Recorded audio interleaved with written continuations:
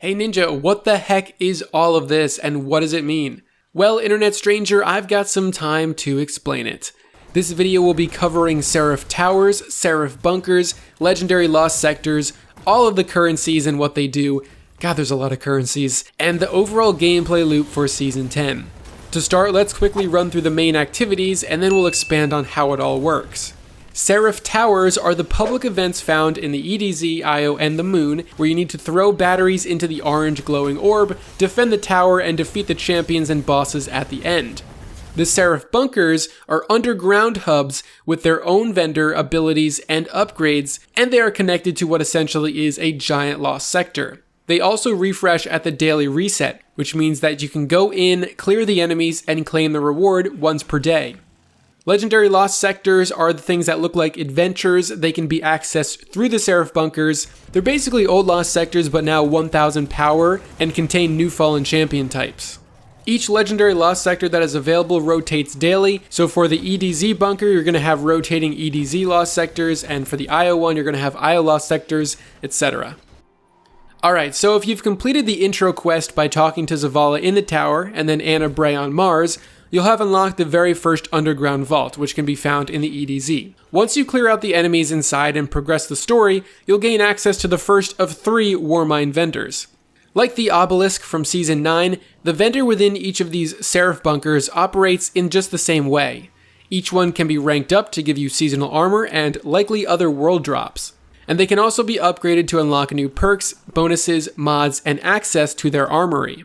The main currency this season is called Warmind Bits. It's the polarized fractaline equivalent from Season 9 or the Imperials from Season 7. You can earn Warmind Bits from the daily, weekly, and repeatable bounties offered in the bunkers, but you can also earn them from triumphs in the seasonal tab and Rasputin-related activities such as the Legendary Lost Sectors or Seraph Tower public events. Warmind Bits are the most common currency here, and just like in previous seasons, your goal is to rack up as much of it as you can. But what is it actually used for? Well, mainly it's used to buy upgrades to the Seraph Bunkers themselves. Every single upgrade on this screen here requires Warmind Bits, as well as some other materials. Some of these upgrades give you a better chance to get more bits when clearing an activity, others will passively collect materials for you, and some give you a chance for extra seasonal gear.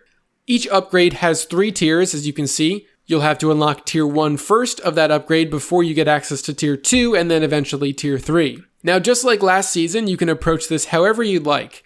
You could go for upgrades that reduce the cost of other upgrades, which I would recommend doing first. You could work towards the column that gives you a chance for more bits during bunker clears, repeatable bounties, and strikes PvP and Gambit, which is the one I would recommend going for second, and so on. Again, just like before, it looks like it takes a lot to unlock everything, but things really start to snowball as we get farther into the season and it requires less and less actual work. Something you'll notice at the bottom of the upgrade screen is an item called a chipset. These chipset items are the bunker-specific equivalent to tokens like you'd give to Zavala or Shaxx. These chipsets are what you turn into these Warmind vendors to get their seasonal engrams, and to unlock those purple-looking power buffs that give you even more bonuses and abilities. I believe it requires 7 chipsets to go up a full rank, which would make sense considering you can purchase 7 at a time, only after you've purchased all of the above upgrades though. You also earn 1 chipset when you unlock a Tier 1 upgrade, and it actually scales up when you unlock higher tiers, so if you get a Tier 2 upgrade, you get 2 chipsets, and a Tier 3 upgrade gives you 3. So keep that in mind.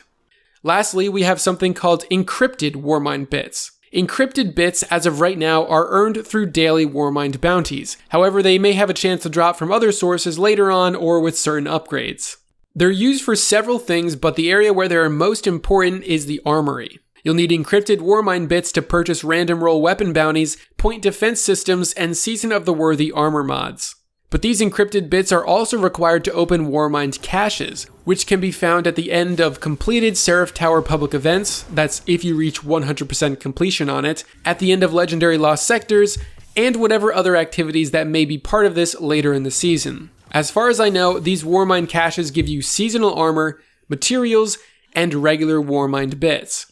So to quickly recap, Warmind bits are the most common currency and are used for pretty much everything but mainly these upgrades.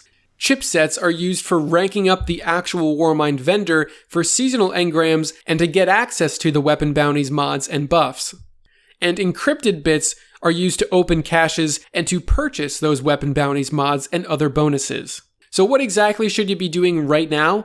Well, you should be working towards as many Season 10 triumphs as you can, doing as many daily, weekly, and repeatable Warmind bounties as you can because there is no limit on those, and purchasing upgrades on your Seraph Bunker. There are a total of 3 bunkers this season. The EDZ one is available now, the Moon one is available on March 24th, and the Io one is available on April 7th. So you've got 2 weeks to focus on investing in just the EDZ one right now.